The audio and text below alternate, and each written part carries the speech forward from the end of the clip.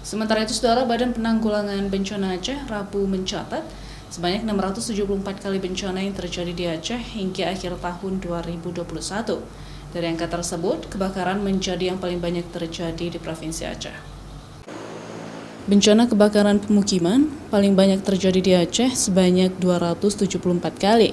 Kemudian kebakaran hutan dan lahan sebanyak 135 kali, banjir 102 kali, dan angin puting beliung sebanyak 89 kali.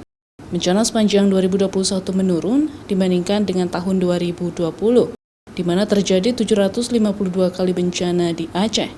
Total kerugian yang paling banyak merupakan dari bencana kebakaran pemukiman dan kebakaran hutan dan lahan, di mana masing-masing total kerugian sebesar 109 miliar rupiah dan 61 miliar rupiah. Dari 674 kali kejadian bencana itu yang paling besar adalah di kebakaran pemukiman. Aceh masih sangat riskan dengan potensi kebakaran pemukiman, apalagi di daerah-daerah dataran tinggi yang bangunannya lebih banyak dari kayu.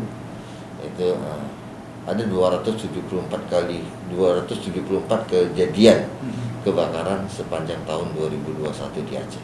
Dari angka bencana tersebut, setidaknya 40.965 kakak, 131.639 jiwa penduduk Aceh terdampak. Sebanyak 8.323 penduduk Aceh mengungsi dan 3.715 rumah masyarakat yang terdampak. Sementara 10 orang meninggal dunia dan 13 orang mengalami luka-luka. Syahril, Kompas TV, Banda Aceh.